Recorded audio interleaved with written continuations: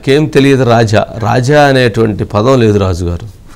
రాజా అనేటువంటి పదం పోయింది. రాజా రాజా లేదట. ఏదన్నా ఇవన్నీ లేవు, ఇవన్నీ పోయినాయి. ఈ ఎగరేయటాలు ఇవన్నీ అంటాలు ఇవన్నీ పోయినాయి అంతే. ఎప్పుడు పశ్చాత్తాపం జరిగిద్దనంటే మనం చేసింది తప్పు అని తెలవటానికి కొంత సమయం పట్టిద్ది.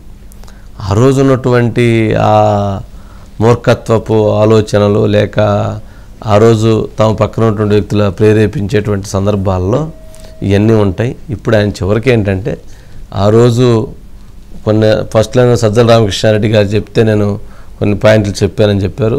ఈరోజు నాకు సజ్జల రామకృష్ణారెడ్డి గారు సాక్షి ఆఫీస్ నుంచి వచ్చింది, అప్పుడు చెప్పానని చెప్పని అంటున్నారట. సాక్షి ఆఫీస్ నుంచి రావచ్చు, సజ్జల రామకృష్ణారెడ్డి గారి దగ్గర నుంచి రావచ్చు, మీ దగ్గర నుంచి రావచ్చు, నా దగ్గర నుంచి రావచ్చు. నీ బుద్ధి ఏమైంది? నీ జ్ఞానం ఏమైంది? నువ్వు చదువుకున్నావు కదా, నీకు ఆలోచన ఉంది కదా, నువ్వు మనిషివే కదా, మరి నువ్వెందుకు మాట్లాడావు? వాళ్ళ ఇంట్లో వాళ్ళ చేత మాట్లాడించుకోకూడదు, వాళ్ళు సజ్జల రామకృష్ణారెడ్డి గారు మాట్లాడకూడదు. ఆయనకు లేక నా నోరు, ఆయనకంటే నువ్వేమన్నా బలవంతుడు లేక ఆయనకంటే నువ్వేమన్నా అందగాడివా?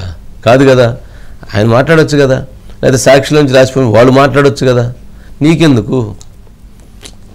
సరే, అదే నేను అంటుంది. అంటే నీకు అన్నీ తెలిసి కూడా వాళ్ళు పంపించారు, నేనే చూశాను, చదివాను. కొన్ని ఏమన్నా అప్పుడు అంటాడంటే, కొన్ని ఇప్పుడు అంటాడంటే, నాకేం గుర్తులేదంటాడు, నాకేం తెలియదు అంటాడు, నాకు ఆరోగ్యం బాగాలేదు, నాకు బీపీ డౌన్ అవుతుంది, నాకు షుగర్ డౌన్ అవుతుంది, నాకు అర్జెంట్గా బెడ్ ఇవ్వండి, నన్ను అర్జెంట్ ఇంటికి పంపించండి, నేను వేడివేడిగా అన్నం వండించుకొని పప్పు కారం వేసుకొని తినాలంటాడంట. పప్పు కారం వేసుకొని ఆడేమైనా పెట్టలే, ఆడట్టు ఈయన మెనూ చేసిన పెట్టరు కదా అక్కడ. సరే, పాపం ఆయన బాధలో తప్పు లేదు. కాకపోతే ఇప్పుడు ఆయన ఎంతవరకు పశ్చాత్తాపడుతున్నాడు, ఎంతవరకు ఆయనలో మార్పు జరిగింది, ఎంతవరకు మార్పు వచ్చింది, మనిషిలో ఇక భవిష్యత్తులో ఎలాంటి పనులు చేయకుండా తనంతట తానుగా తన మార్పు దిశగా అడుగులు వేశాడా, వెయ్యలేదా, అలాగే ఉండాడా, అలాగే ఉంటాడా, మరలా బయటకు వచ్చి మరలా ఎలాంటి వికృతపు మాటలే మాట్లాడతాడా, లేదు ఇక తను పూర్తిగా మారిన మనిషిగా తన యొక్క ఇది నడుస్తుందా, ఇట్లాంటివన్నీ చూడాలి రాజుగారు. అంటే సరే, లోపలికి వెళ్ళటం ప్రజలైతే ఎవరు కూడా వీళ్ళని పనిష్ చేయటంలో ఎటువంటి ఇది కావట్లా. ఖచ్చితంగా ఇలాంటి మాట్లాడినటువంటి వాళ్ళకి పనిష్ చేస్తేనే భవిష్యత్తులో ఇంకొకరు ఆ విధంగా మాట్లాడకుండా ఉంటారనేటువంటిది చాలా క్లారిటీగా ఉన్నారు. కాబట్టి ఎంతవరకు వారి యొక్క ఇది ఉంటుందనేటువంటిది చూడాలి.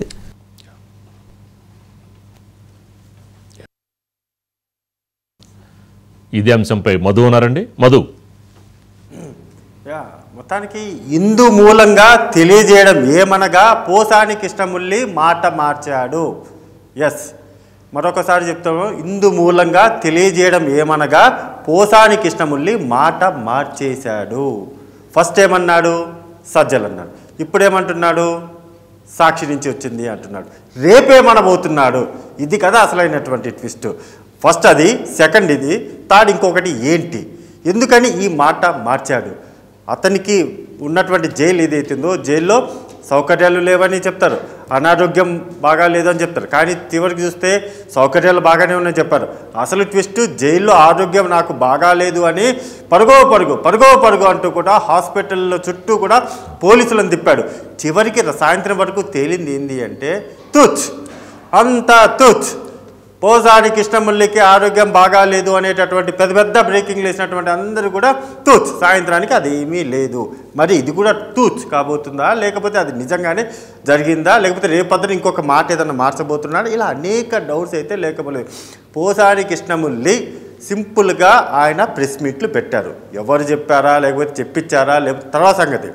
ఈయనైతే చెప్పాడు కదా, ఆ చెప్పినందుకు వాళ్ళందరూ కూడా హ్యాపీగా ఇళ్లలో ఉన్నారు కదా. మరి జైలుకి వెళ్ళింది ఎవరు? పోసాని కృష్ణమురళి.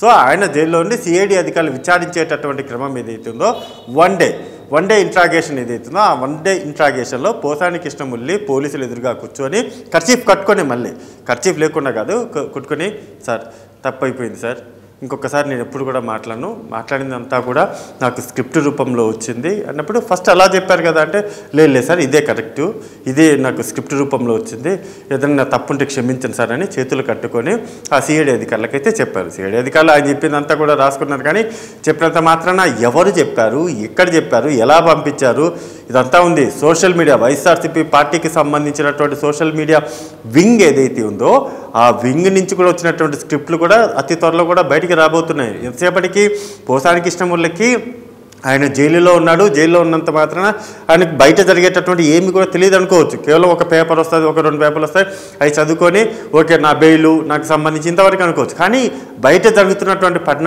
పరిణామాలు ఏవైతున్నాయో అవేమి తెలియక పాపం ఇవన్నీ కూడా మాట్లాడుతూ వన్స్ బయటకు వచ్చిన తర్వాత అమ్మ రాజా ఇంత జరిగిందా, నా వెనక ఇన్ని జరిగాయా, ఇవన్నీ కూడా బయటకు వచ్చేసాయని ముక్కున వేలేసుకోక తప్పదు రాజు.